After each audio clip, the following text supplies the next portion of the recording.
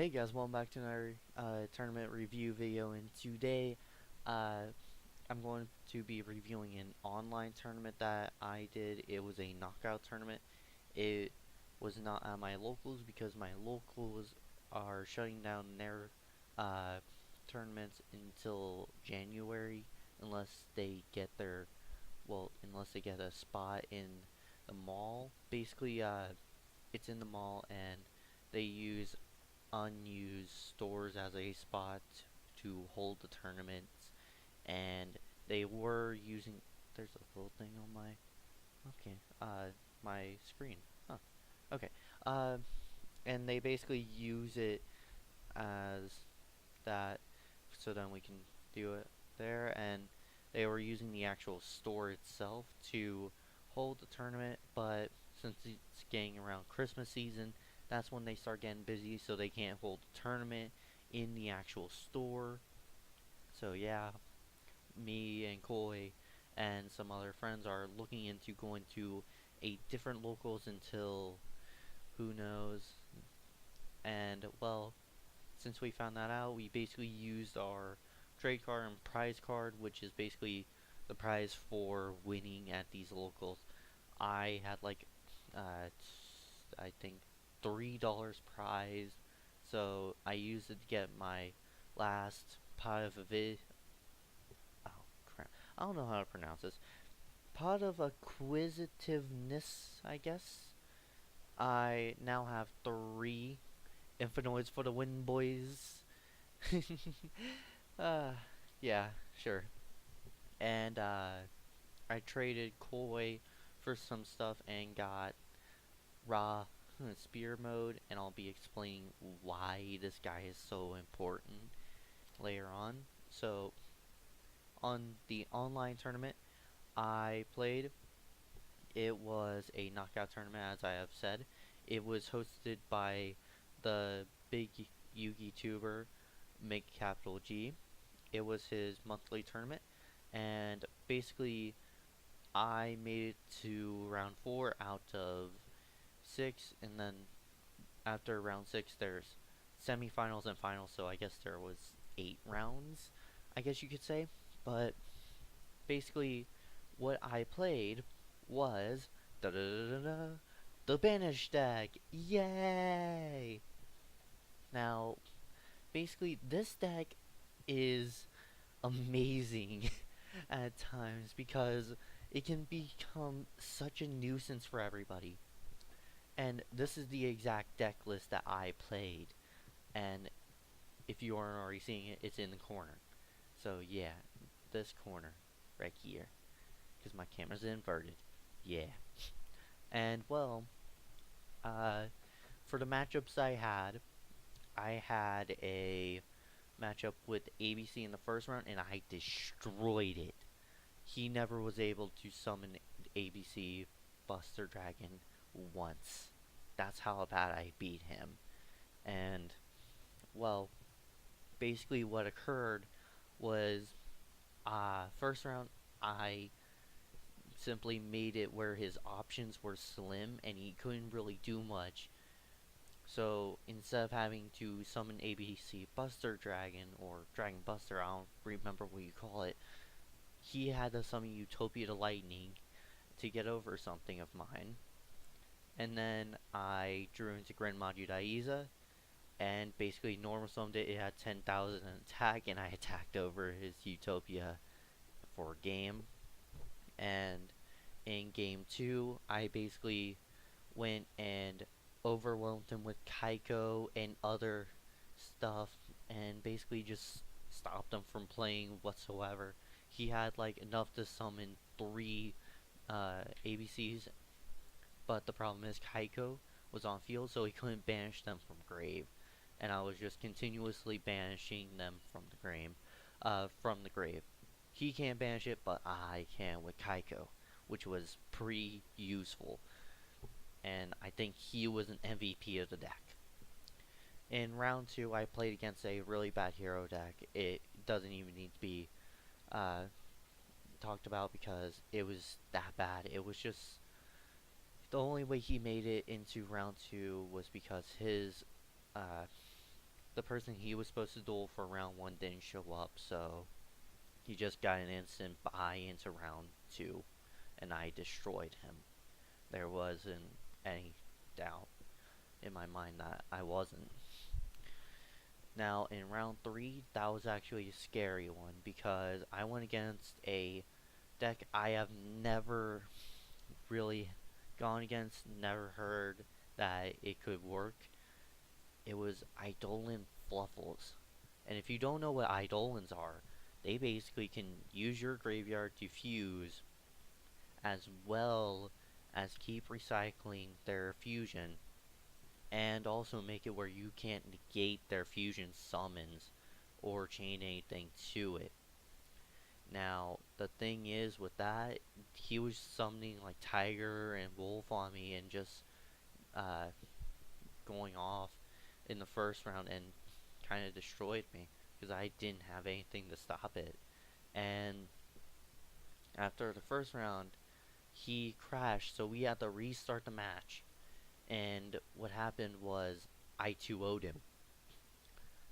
I, I don't know what really occurred with him, but in the first round, which was technically the new match, since the first match did not count anymore, he crashed. So, first one, I Gren Majaliza gamed him. Gren had over 10k, he couldn't really do much. In the second round, I played Kaiko and played Vanities. He couldn't do anything. He was stuck. Basically, Kaiko was stopping him from banishing his wings and grave, and my Vanities was stopping him from fusing. So he couldn't even do anything, and he didn't have any monsters to attack over my Kaiko or any other monster that I summoned, because I summoned high level one. Well, not high level. High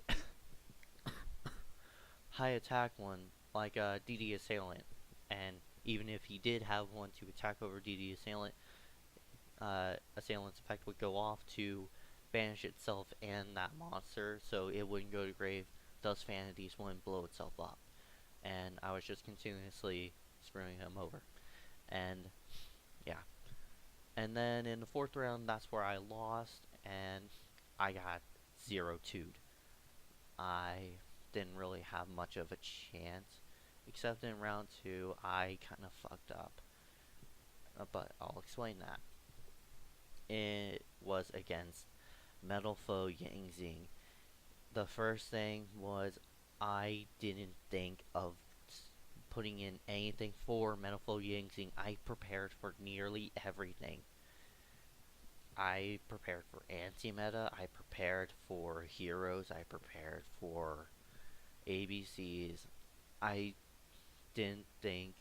Oh, and I even prepared for Zodiac Beast. As you can see in my deck list, I actually had a Cherries target, which was Transia, the only one that I really worried about. And simply put, I wasn't ready. I forgot totally about it. If I remembered, I probably would have thrown in some Dimensional Barrier. But, yeah. And basically, what truly occurred in the first round was I got super overwhelmed and I had a brick hand. I couldn't do anything. Second round, I was doing well. I played Pot of Desires with Soul Absorption. I gained 5,000. I also did All-Consuming Glutton to gain 7,500, which was amazing. And what next occurred was I had another Pot of Desires. And Koi said, how about you play it?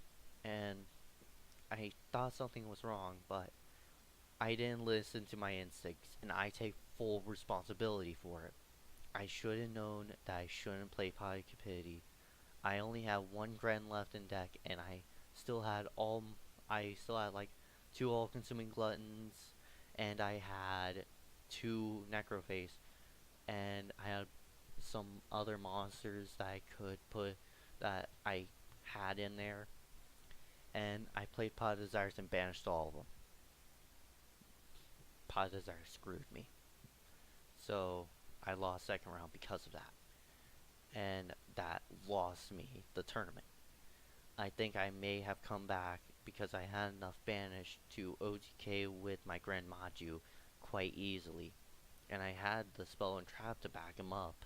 That's the thing. But the problem was, eh, he got banished, and Necroface got banished as well. And since it's banished face down, its effect won't get off if you were wondering. So yeah, that's how the tournament went. If you guys want to copy my deck list, feel free. Basically, the way that you play it is just go aggressive and kind of have backup with spell and trap, and gain lots and lots of life points. Now, for the side deck, 2 raw spear mode, this dude, he is amazing to have in side deck in case you run into Trito heroes or triple Ds. As you can see in my actual extra deck for Cherry's targets, I had contingency for a lot of things that were lots of problems for my deck. And simply put, I just simply was ready for most things except what happened. And it was kind of a last minute decision to take Kaiko, Assailant, and Warrior Lady down to one-ofs and put the others into the side deck just in case if I need them. Also, last minute decision when I found out, oh yeah, Zodiac Beasts are a thing. I threw in 2 Flying Sea. I had my Raigeki in the side and 2 Twin Twisters because I play Artifact of Nation, so if I really did need to use it, it was there. I also played Storming my last one and Quaking my last one and 1 Drowning. I don't think you ever need to have 2 Drownings unless you're playing like Yoshinju or Dark Magicians or something that basically you can't make a board at on first turn. And yeah, and then I had 2 lose 1 turns in my side. Now, for the suggestions, keep Ghost Reaper and Winter Cherries at 2. Do not bump her up. She was perfect at 2. I got her when I needed her, and I didn't get her when I didn't need her. So, that was pretty good. You can probably take Mortal-Tak out. Now, I probably sound stupid for saying that, but it's true. Mortal-Tak did absolutely nothing for me most of the time. You could probably side deck him if you want with some other artifacts, but simply put, he barely ever did anything. Sometimes I would just summon him and sit there, but you could just do that with Scythe and do a lot better. And since you're going to take a Mortal-Tak out, take 1 Artifact Sanctum out. Again, you probably think I'm stupid, but most of the time I opened with Artifact Scythe and Artifact Ignition, so I didn't really need Sanctum. So yeah, and yeah, I think that bumping Kaiko up to 2 is actually a pretty nice idea, and having DD Assailant at 2 is debatable, but I wouldn't go against it and I wouldn't go for it at the same time because it was also very useful. I liked him a little more than DD Warrior Lady in most cases, because he can keep your Vanity's Emptiness up and still have a very high attack. That is very, very useful. So yeah, that's about it for the deck. If you guys like this, then don't forget to like, favorite, and subscribe. I'm going to put a link down to Mega Capital G's channel because he has a nice Yuki tubing channel. He is a lot bigger than me, so yeah. So that's about it. If you guys like this, then don't forget to like, favorite, and subscribe, as I've already said. And with that, bye bye.